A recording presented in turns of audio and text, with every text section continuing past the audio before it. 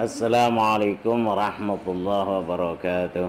Waalaikumsalam warahmatullahi wabarakatuh. Bismillahirrahmanirrahim. Alhamdulillahi rabbil alamin. Wassalatu wassalamu ala asyrafil anbiya wal mursalin Sayyidina Muhammadin wa ala alihi wa sahbihi ajma'in. Amma ba'du.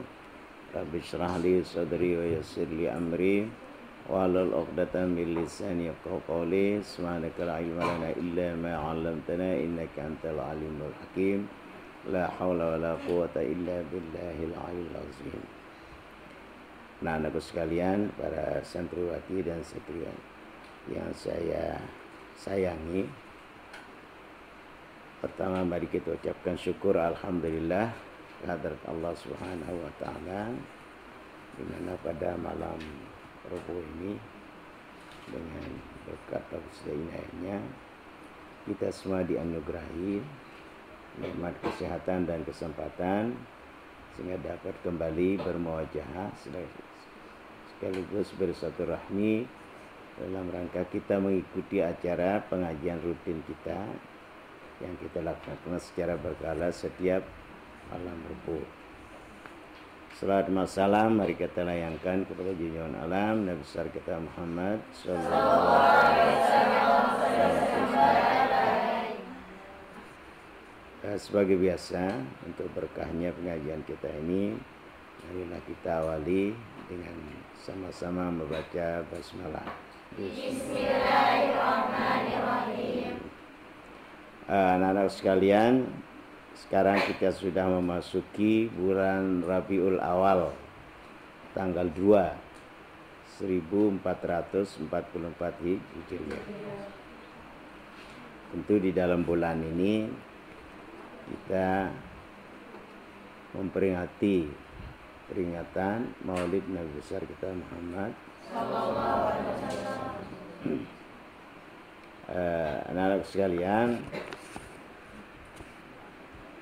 banyak pendapat-pendapat yang mungkin kita baca di YouTube ya, oleh orang-orang yang di luar daripada ahli sunnah wal jamaah, yang mengatakan bahwa peringatan Maulid Nabi, tahlilan, yasinan, berdakwan, hukumnya bid'ah dhalalah katanya.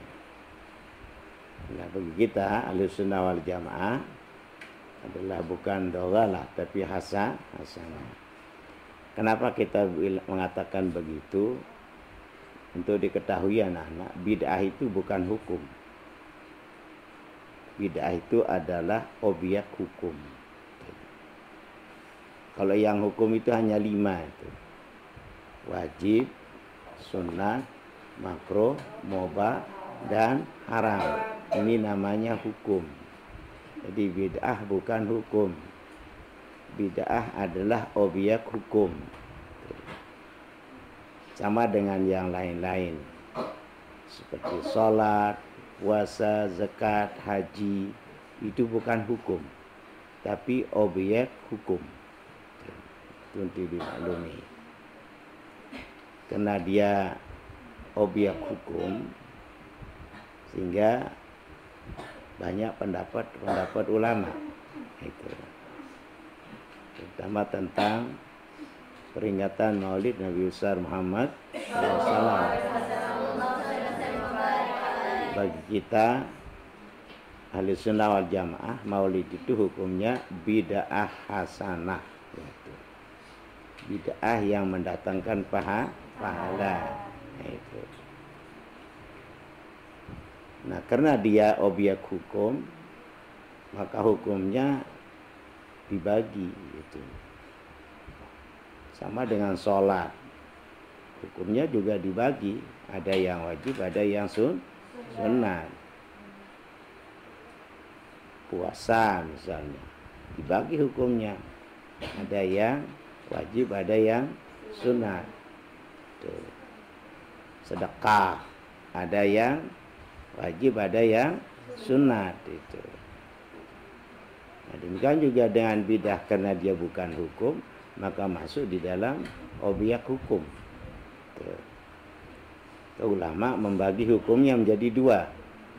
Ada yang bid'ah hasanah, ada yang bid'ah dhalalah itu.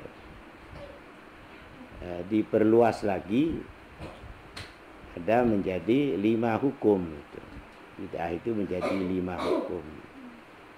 Ada namanya bid'ah wajib itu.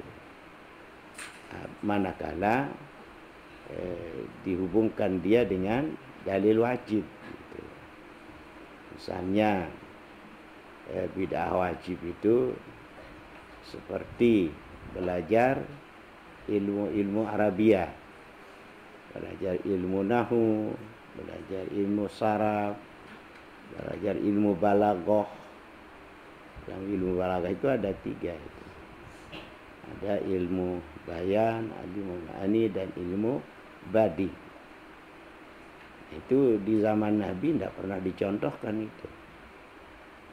Tidak pernah ada. Kalau tidak dipelajari, terutama ilmu balaghah tadi itu yang ada 3 di situ. Ada ilmu ma'ani, ilmu bayan, dan ilmu badi. Satu ilmu itu, balaghah dipecah 3 lagi itu. Nah, karena Al-Quran itu sangat luar biasa bahasa Arabnya. Ya, hadis Nabi kita Muhammad Sallallahu Alaihi Wasallam. Nah ini, maka itu hukumnya wajib kita pelajari ilmu Arabia. Apalagi mau jadi tuan guru. Harus tahu kalau dalam tafsir ada asbabun nuzulnya. Kalau dalam hadis kita tahu harus asbabul urutnya. Dalam tafsir kita harus mengetahui ilmu tafsir, ilmu mustalahul hadis itu. Semua itu tidak ada itu di zaman Rasulullah itu. Bahkan yang paling kita lihat itu azan misalnya. Azan itu tidak pernah Rasulullah itu azan itu. Si Nabi Bilal yang azan itu. Nah, ini anak-anak yang perlu dipahami itu. Misalnya lagi contoh misalnya, tak boleh mencium Al-Quran katanya. Bagaimana yang mencium Al-Quran, yang membuat tulisan Al-Quran itu Utsman bin Affan itu. Tidak bisa. Kalau kita mendalilkan bid'ah itu yang tidak pernah dicontohkan oleh Rasul. Apa misalnya? Kalau semua kullu bid'in dhalalah. Contoh misalnya kalender itu, kalender Islam. Kalender Islam itu yang buat Umar bin Khattab itu. Zaman Abu Bakar tidak ada, zaman Nabi tidak ada. Sekarang dia pakai itu. Nah, kalau semua kita artikan kullu bid'atin dhalalah gitu. Nah itu anak-anak. Jadi ada yang wajib, ada yang sunat. Yang sunat ya seperti misalnya tadi itu memperingati maulid, terus tahlilan, yasinan, Isra Mi'raj, nuzulul Quran. Itu nilainya adalah pahala sunat karena bid'ahnya bid'ah sunat. Gitu. Misalnya kalau kita sebagai umat Nabi Muhammad tidak menyukai lahirnya Nabi Muhammad, tidak mau memperingatinya, kalau yang lain mau dia memperingatinya, ya kita tanyakan itu tentang keimanan dan keislamannya gitu. Anaknya saja lahir diulang tahunkan itu. Masa Nabi yang paling dicintai oleh semua umat kita tidak mau memperingati maulidnya. Itu anak-anak jadi mengenai tentang maulid Nabi besar kita Muhammad sallallahu alaihi wasallam. Sekarang kita ingin membahas tentang 8 perkara yang harus ditinggalkan. Jadi tidak semua harus dikerjakan. Ada yang harus ditinggalkan. Jadi 8 perkara yang harus ditinggalkan. Kalau kemarin kita bahas ada berapa 6 perkara yang terasa asing. Nah kalau sekarang 8 perkara yang harus ditinggalkan. Ini ambil rujukan daripada Umar bin Khattab radhiyallahu anhu, sahabat Nabi yang kedua. Apa kata Umar? Qala Umar bin Khattab radhiyallahu anhu, Kata Umar bin Khattab, dan Allah mudai daripadanya, man taraka fudulal kalami, barang siapa yang meninggalkan perkataan yang berlebih-lebihan. Nah, jadi kalau bicara yang aja, yang bermanfaat itu. Ya. Man somata naja, barang siapa diam selamat. Jadi kita berbicara yang ada faedahnya itu.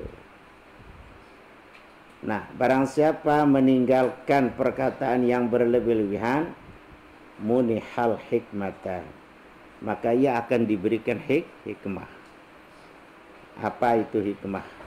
Hikmah itu adalah kita diberikan mengetahui segala rahasia ciptaan Allah Subhanahu wa taala, itu hikmah. Kadang-kadang kita mengeluh dengan suatu apa yang jadi pada diri kita. Ternyata di situ ada hikmahnya gitu.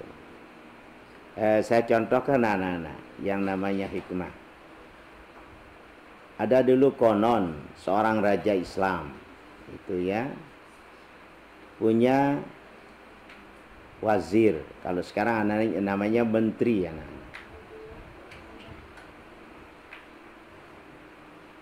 Terus kebetulan si raja ini memotong kayu gitu. Begitu dia potong kayu itu, lalu tangannya kepotong satu, jadi kena sama parangnya ya. Itu potong. Lalu dipanggil wazirnya. Terus wazirnya mengatakan, alhamdulillah katanya. Kok aku yang terpotong tanganku ini kamu katakan alhamdulillah? Ya kita tidak mati Pak Raja katanya. Untung ini yang yang dipotong. Kalau ini kan mati kita katanya. Karena begitu kata wazirnya, berarti dia sudah anggap dirinya dilecehkan sama wazirnya. Lalu dimasukkan wazirnya ke dalam penjara. Itu. Begitu wazir itu masuk dalam penjara, itu maka raja Islam diserang oleh raja kafir. Dia berperang dengan raja kafir itu, sehingga raja Islam ini kalah gitu. Begitu dia kalah, si raja ini dimasukkan ke dalam penjara, ikut dengan wazirnya tadi gitu. Nah, karena dia menang raja kafir ini, lalu dia bermusyawarah dengan para wazirnya, para menterinya, bagaimana kita ini akan merayakan hari kemenangan kita kan. Ada yang berpendapat, oh ini harus ada manusia dikorbankan katanya. Kita harus sembelih satu manusia katanya. Oh kalau begitu cari di penjara katanya. Nah, mana yang paling cantik itulah, yang paling gagah itu yang kita jadikan korban. Ternyata raja yang kepotong tangannya itu yang kena gitu. Dikeluarkan raja itu. Setelah sampai di luar diperiksa, ternyata ketemu tangannya terpotong, itu kan. Oh tidak jadi ini kata kita jadikan korban karena dia cacat, jarinya dia terpotong katanya. Nah ini yang disebut hikmah. Kalau tidak terpotong jadi sate dia, kan? Tapi karena tangannya kepotong, hikmahnya apa? Tidak jadi dia dijadikan korban. Nah, ini antara lain anak-anak yang disebut namanya hikmah itu. Jadi segala kejadian yang ada pada kita itu kita lihat hikmahnya. Sekarang yang menerima musibah itu anak-anak ada 3 hal yang kita perhatikan itu. Ada orang yang menerima musibah itu sebagai ujian terhadap dia. Itu. Misalnya Nabi kita, Rasul kita. Kita sudah muhasabah kepada diri kita, tidak ada satupun dosa pada kita, sudah bersih secara zahir maupun batin. Lalu kita menerima musibah, berarti musibah itu adalah ujian. Nah kemudian yang kedua, ada kalanya musibah itu merupakan teguran bagi kita kan. Mungkin setelah adanya musibah lalu kita bertobat kepada Allah Subhanahu wa taala. Itu sebagai teguran. Ada kalanya juga musibah itu seperti siksa aja itu. Siapa itu? Bagi mereka-mereka yang tidak beriman kepada Allah. Musibah bagi dia itu termasuk siksaan. Nah, ini anak-anak. Jadi kalau mau bicara, bicaralah seperlunya gitu. Kalau ditanya orang yang jawab gitu kan. Kalau seperti jadi guru seperti saya untuk menyampaikan, masa saya diam di sini. Harus berbicara gitu kan. Nah, apa akan diberikan kita? Kita akan diberikan hikmah oleh Allah Subhanahu wa taala. Apalagi nanti bicaranya main-main ya, ribut-ribut di dalam kamar kan gitu. Ketawa-ketawa yang berlebihan. Itu harus ditinggalkan. Kenapa perlu ditinggalkan? Supaya kita mendapat apa adik? Hikmah. Kalau makan apa hikmahnya? Hah? Kenyang. Kalau minum apa hikmahnya? Hilang haus kan gitu. Kalau mandi apa hikmahnya? Merasa segar kan itu. Itu ada, semuanya punya hikmah. Itu yang pertama. Man taraka fudulal kalami munihal hikmata. Barang siapa yang meninggalkan perkataan yang berlebihan, maka ia diberikan hikmah oleh Allah Subhanahu wa taala. Yang kedua, anak-anak, wa man tarakal fudulan nawari muniha khusyu'al qalbi. Barang siapa yang meninggalkan pandangan yang berlebih-lebihan. Ngerti anak-anak? Jangan terlalu banyak yang dipandang itu, ya. Jangan berlebihan. Apalagi memandang seorang pemuda gitu kan. Kadang-kadang kalau di hadapannya malu-malu. Begitu masuk ke dalam rumah cari tembok yang berlubang kan. Jadi gitu kan. Biasa itu kalau banyak yang kita pandang itu anak-anak, banyak yang kita inginkan kan. Kan begitu ya. Melihat orang pakai gelang, akhirnya ingin kan gitu. Melihat orang pakai kalung, ingin punya kalung sebagainya. Jadi jangan pudul nazri. Kalau orang itu meninggalkan pandangan yang berlebihan, muniha khusyu'al qalbi, maka ia akan diberikan kehusyukan hati. Khusyuk. Dalam salatnya khusyuk. Dalam zikirnya khusyuk. Dalam membaca Al-Qur'annya khusyuk.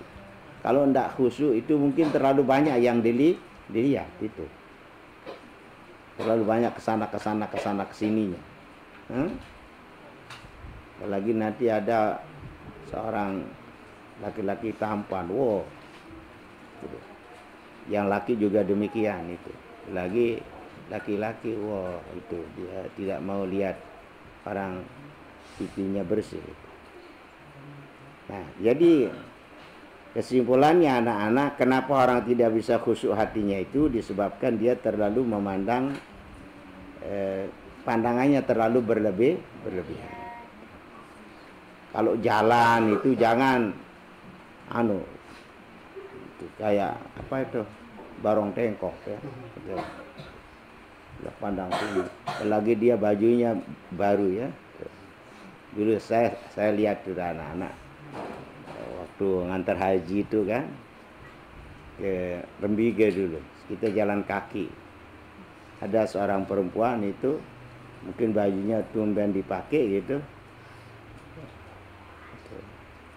Akhirnya tiang listrik ditabrak gitu. Ini bukan cerita saya lihat itu. Sehingga dia rebah waktu itu. Gitu kan.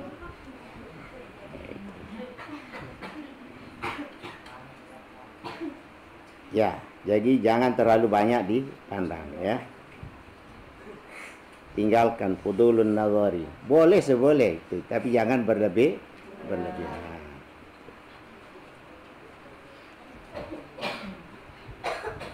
Apalagi sepatunya atau sandalnya terlalu begitu dia jalan itu aja yang dilihat kan. Akhirnya tidak kenal sepeda motor yang nabrak dia gitu. Itu yang kedua, meninggalkan apa? Memandang yang berlebih-lebihan. Masya Allah. Yang ketiga anak-anak, wa man taraka fudul al-ta'ami, barang siapa yang meninggalkan makanan berlebih-lebihan. Nah ini kan, makanya dilatih di pondok ya. Makanya tidak terlalu kenyang tapi tidak lapar kan? Begitu ya. Kalau ada yang bejango itu ya, makannya berapa kali itu? Berkali-kali? Enggak kan? Wa man taraka fudul at-ta'ami, dan barang siapa yang meninggalkan makanan berlebih-lebihan, munihal ladzatal ibadati, maka ia akan diberikan nikmatnya beribadah. Kalau ada orang ibadah tidak khusyuk, ya, tidak merasa enak untuk ibadah itu, mungkin makannya terlalu kenyang itu. Ada begitu anak-anak? Duduk berdiri, ayatnya panjang sudah ya, mengerutu kayak gitu ya. Kelazatan ibadahnya kurang, disebabkan kenapa? Karena banyak makan ya. Maka Rasulullah mengatakan irfa yadaka qablas syabi'i, angkat tanganmu sebelum kenyang tuh ya. Jangan makan kalau tidaklah lapar. Jangan tidur kalau tidak ngantuk gitu. Jangan bicara kalau tidak perlu.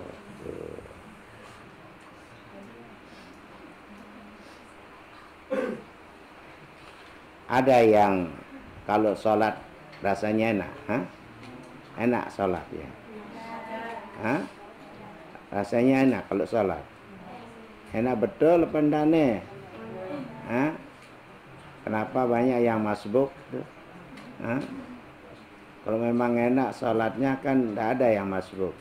Ada yang suka masbuk? Ada. Kenapa? Kenapa masbuk? Kena terlambat. Kenapa terlambat? Kenapa terlambat?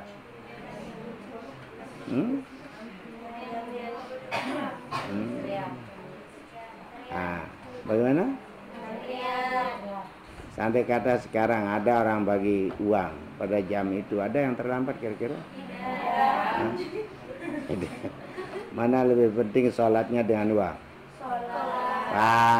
Tidak benar itu. Kalau sholat kok terlambat bagi uang ya tidak kan?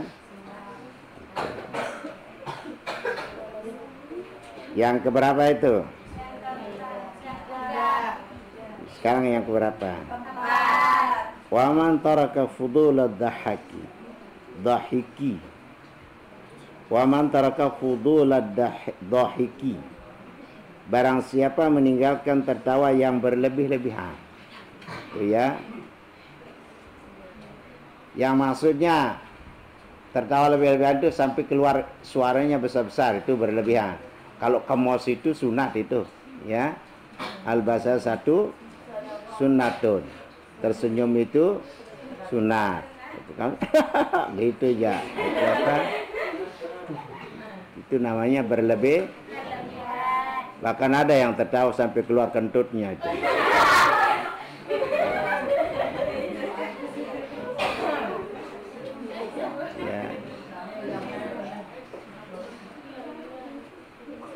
Wa man taraka fudul al-dhahiki, Barang siapa yang meninggalkan tertawa berlebih-lebihan, munihal haibata, maka ia diberikan kewibawaan. Jadi kalau Anda ada orang wibawanya itu mungkin dia terlalu banyak tertawa itu. Tahu nama wibawa? Prismatik ya. Wibawa. Tahu nama wibawa? Pengaruh. Diberikan dia pengaruh yang baik.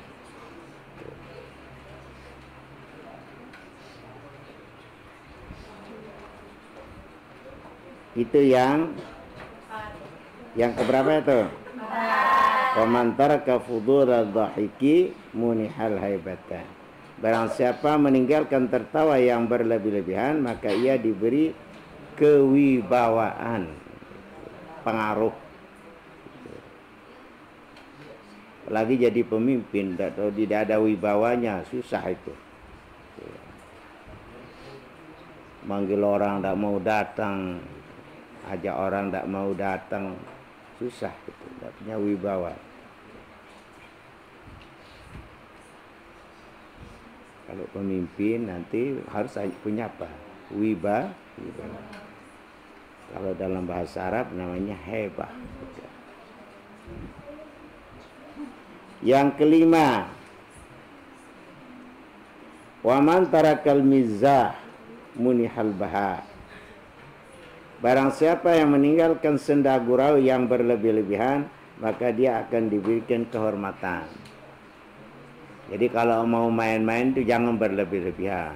Kadang-kadang ada yang main-main sama kawan sambil pukul, sambil pukul, ada yang saling maki, ada yang saling jejulukin ya. Tahu nama jejulukin? Memanggil temannya tidak namanya yang sebenarnya. Lakab apa? Jejalik kalau bahasa sasanya jejalik. Ada enggak ya, siapa yang punya jejalik di sini? Ada. Coba siapa nama aslinya Pak? Siapa? Coba angkat tangan, coba. Hah? Linda dipanggil apa? Hah? Linda dipanggil apa? Hah? Ada nama orang Khadijah dipanggil Ijuk. Nah, kan itu. Ada enggak gitu? Ada namanya Aisyah Ijuk.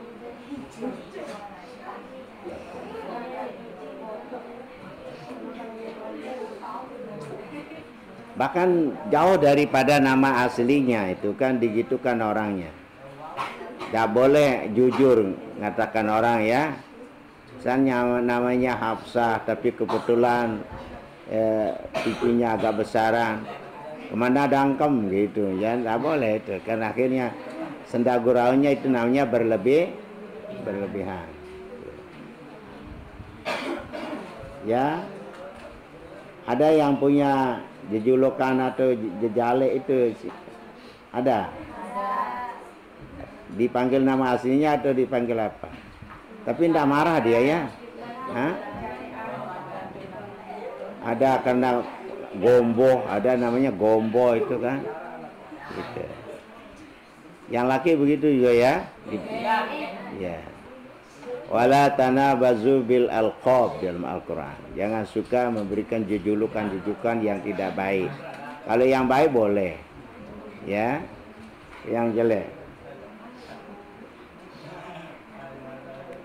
Senda guraunya sedikit-sedikit saja, boleh, boleh. Tapi sambil pukul nanti lama-lama kelahi dia kan. Ada yang begitu. Senda gurau sambil mukul-mukul. Nah itu tolong ditinggalkan itu ya. Nah nanti kelamaan kehormatannya hilang gitu. Senda gurau boleh tapi jangan berlebihan. Tuh.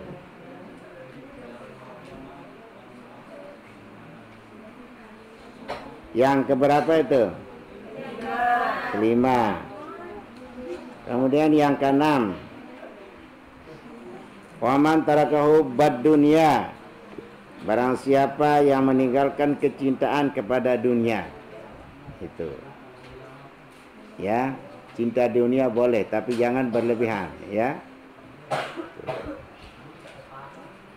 Tahu nama cinta dunia?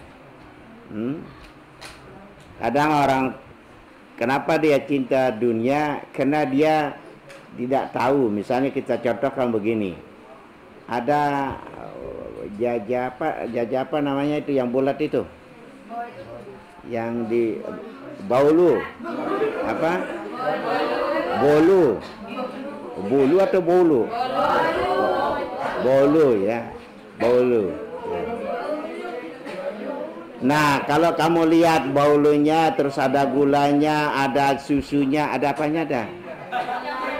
Ada apanya? Hah? Ya ada yang dian itu. Seres ya.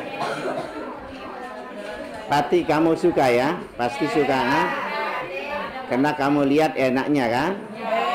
Seandai kata kamu tidak tahu bahwa di dalam jajan itu ada racunnya, kira-kira beranilah kamu memakan dia? Hah? Enggak kan? Nah itu contohnya, dunia itu sebenarnya seperti jajan tadi itu, dikemas dengan yang baik-baik, tapi di dalamnya ada racunnya. Nah, itu. Kalau orang meninggal itu apa dia bilang, meninggal dunia atau dunia meninggal? Meninggal dunia. Nah, meninggal dunia berarti orang itu meninggalkan dunianya kan? Tuh. Boleh mencintai dunia tapi jangan berlebihan. Sehingga nanti dia tukar antara akhirat dengan dunianya gitu. Seandai kata, ini contoh aja anak-anak, pada malam Rebo ini ada pembagian uang kan, masing-masing akan diberikan 1 juta. Jam 9 kemana kamu? Ikut YouTube atau ambil uang? Hah? Uang atau ikut ngaji? Benar. Hah? Jujur, artinya jujur, ikhlas. Hah? Nah, kayak ikhlas, ya, jangan munafik ya. Apakah ambil uang atau ngaji? Itu kan baru ini namanya suara ikhlas kan? Ya, dia ke uang itu. Nah, ini berarti dia mencintai dunia lebih daripada akhirat. Gitu.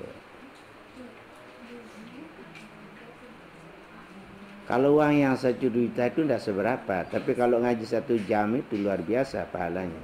Seperti sembahyang sunat 1000 rakaat. Gitu. Itu ngaji.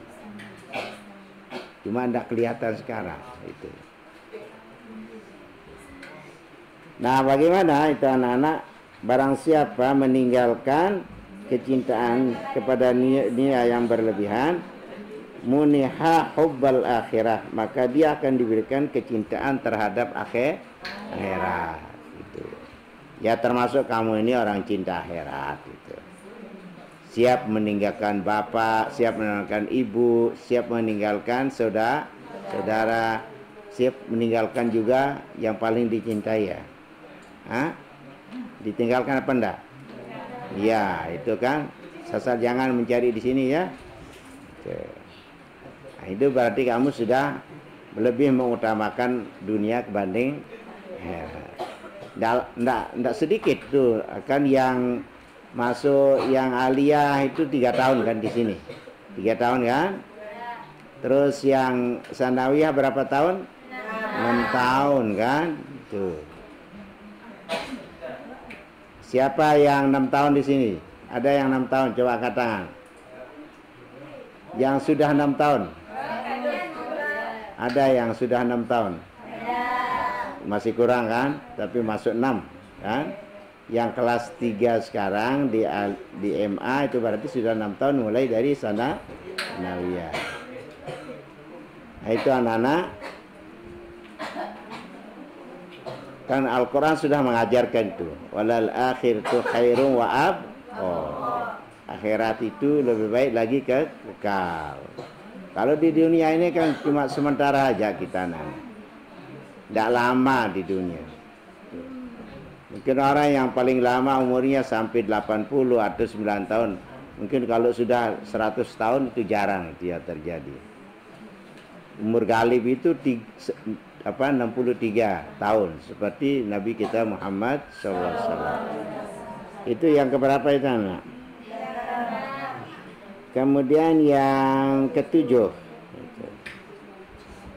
Berapa banyak tadi? 8. Wa man tarakal istighala bi uyubi ghairihi munihal islah bi uyubi nafsi. Nah ini. Barang siapa meninggalkan kesibukan terhadap aib orang lain, maka dia akan diberikan kemampuan untuk memperbaiki dirinya sendiri. Jadi jangan sibuk dengan celanya orang itu ya, sehingga dia tidak tahu dirinya sendiri, jeleknya sendiri. Mungkin pernah saya cerita anak-anak itu. Ada seorang guru, biasa orang guru salah juga, dia melihat celah muridnya. Ada seorang guru mengajar muridnya sifat sama, sifat 20 diajar itu sama gurunya. Ayo baca kamu, kata gurunya kepada muridnya. Apa itu Pak Tuan Guru? Ini sifat sama. Sama artinya mendengar. Nah itu, tahu kamu sama itu artinya mendengar. Mustahil nakadok mara ente. Nah gitu kan aja muridnya. Hah? Mustahil tuli seperti kamu, gitu kan anunya apa? Muridnya kan. Lanjut Pak Tuan Guru, itu udah kembalikan itu, sama itu. Sama artinya mendengar Allah Ta'ala, mustahil tulis seperti kamu. Digitukan aja muridnya itu. Sampai 1 minggu samanya itu diajar itu kan. Itu aja dia bilang. Akhirnya muridnya nanya, Pak Tuan Guru, kalau Allah Ta'ala tidak pokon seperti Pak Guru kan. Dan kebetulan gurunya pokon. Itu kan nama pokon anak-anak. Nah itu kan. Celah orang yang diperhatikan, tapi celah dirinya sendiri tidak diperhatikan. Nah jadi orang-orang yang seperti itu jangan sibuk melihat celah orang lain, ya, agar kita diberikan oleh Allah itu mampu untuk memperbaiki diri sendiri. Apa kata pepatah anak? Ada yang masih ingat pepatah Indonesia? Ya, gajah di pelupuk mata, kuman di seberang, apa katanya? Kuman di seberang lautan nampak, gajah di pelupuk mata tidak nampak. Salah orang kecil bisa kelihatan, tapi salahnya yang besar tidak bisa kelihatan. Ada seorang, sudah mungkin saya cerita anak-anak, seorang anak itu ya, seorang anak itu dia taat berjamaah di masjid. Saban hari saban waktu dia berjamaah terus. Pada suatu saat anak ini mengatakan sama orang tuanya, "Ya, saya tidak perlu sudah ke masjid sekarang," katanya. "Saya salat di rumah saja." "Kenapa?" katanya. "Ya di masjid itu banyak orang orang gibah aja di situ. Begitu dia salah membicarakan orang sana sini," katanya kan. "Jadi makna sholatnya tidak ada sama sekali." "Oh gitu," katanya. "Nah kalau begini besok kan. Bawa air pakai gelas. Ya, pakai gelas. Lalu kamu besok begitu salam imam setelah zikir, kamu keliling di masjid itu. Lihat air itu apakah tumpah atau tidak. Jadi sampai orang sepi di masjid, keliling di masjid itu. Nah begitu dipraktikkan sama anak ini, dia ke masjid, habis salam, habis zikir, lalu dia keliling di masjid itu membawa air segelas. Dipraktikkan. Sampai orang tidak ada lagi di masjid, baru dia pulang. Sampai di rumah, ayahnya nanya, terus apa yang dibicarakan oleh orang-orang yang di masjid tadi itu? Oh, enggak tahu Pak, enggak tahu. Saya enggak perhatikan itu. Karena saya ini fokus sama air ini katanya. Sehingga saya enggak tahu. Nah, itulah artinya anak-anak, kalau kita memperhatikan diri kita, salah diri kita, kita tidak akan bisa memperhatikan salah orang lain. Ngerti anak-anak? Kadang-kadang orang ngusul itu usulan orang lain aja. Ini saya lihat sembahyang begini, dia ruku begini, tapi dia enggak ngusul dirinya kan gitu. Ya, ngerti anak-anak? Begitu cara untuk muhasabah pada diri sendiri.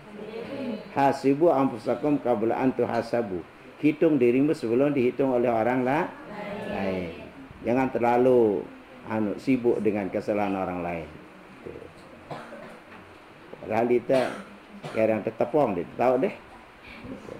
Tepong kerang dengar kita lagu tepong kerang tadi tahu kan? Gitu. Nah, terakhir anak-anak, nah lagi waktunya lagi 10 menit nih. Oh, ini kan 5 menit nih, agak lambat itu.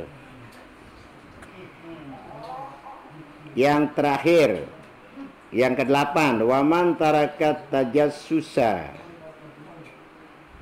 fi kaifiyatillahi ta'ala. Barang siapa yang meninggalkan obsesi untuk meneliti tentang bagaimana wujud Allah Subhanahu wa ta'ala. Jadi kita tidak boleh meneliti bagaimana adanya Allah Subhanahu wa ta'ala, bagaimana wujudnya Allah ta'ala. Tidak perlu kita teliti zat Allah Subhanahu wa ta'ala. Memang kita dilarang untuk meneliti tentang zat Allah Subhanahu wa ta'ala. Zat kita sendiri aja kita tidak tahu. Ya, apa yang akan diberikan oleh Allah itu muniha bara'ata minan nifaki. Dia akan diberikan kebebasan dari sifat munafik untuk bisa menghilangkan sifat-sifat munafik. Nah, inilah antara lain yang perlu kita tinggalkan. Ada 8 hal yang perlu kita tinggalkan di dalam hidup kita ini. Dan kita akan diberikan kelebihan-kelebihan oleh Allah SWT. Yang pertama, kita akan diberikan apa? Hikmah. Yang kedua, akan diberikan kita khusyu'ul qalbi. Yang ketiga, akan diberikan kita apa? Nikmat ibadah. Yang keempat, kita akan diberikan kewibawaan. Yang kelima, kita akan diberikan kehormatan. Yang keenam, kita akan diberikan cinta pada akhirat. Yang ketujuh, kita akan diberikan apa? Memperbaiki diri sendiri. Yang keenam, ke-8 ya. Ke-7 sudah, ke-8. Kalau kita meninggalkan obsesi untuk meneliti tentang bagaimana wujud Allah SWT, maka dia akan diberikan kebebasan dari, tahu nama munafik kan? Munafik itu mulutnya ikrar tapi hatinya tidak tasdik. Dia ngaku Islam tapi hatinya tidak Islam. Bismillahirrahmanirrahim. Alhamdulillahirabbil alamin wassalatu wassalamu ala asyrofil anbiya'i wal mursalin sayyidina Muhammadin wa ala alihi washabihi ajma'in. Allahumma ta'ala al arifin waj'alna min ulama'il amilin birahmatika ya arhamar rahimin. Allahumma 'allimna ma yanfa'una wanfa'na bima 'allamtana. Allahumma zidna ilma farzuqna fahma. Allahumma inna nasta'udika 'alamtana fa'alimna wa jahilna fadlana inda hajatana ilaih. Rabbi israh li sadri wa yassir li amri wa hlul 'uqdatam min lisani yafqahu qawli. Subhanaka la ilma illa ma 'allamtana innaka antal 'alimul hakim. Allahumma ighfir lana dhunubana wa liwalidayna warhamhuma kama rabbayana shaghira. Li jami'il hadirin wal hadirat wa li jami'il mu'minina wal mu'minat wal muslimin wal muslimat al-ahya wa rabbana atina fid dunya hasanah wa fil akhirati وادخلنا الجنة كلنا مع الأبرار يا عزيز يا غفار يا رب العالمين. صلى الله عليه وسلم. الحمد لله. الفاتحة.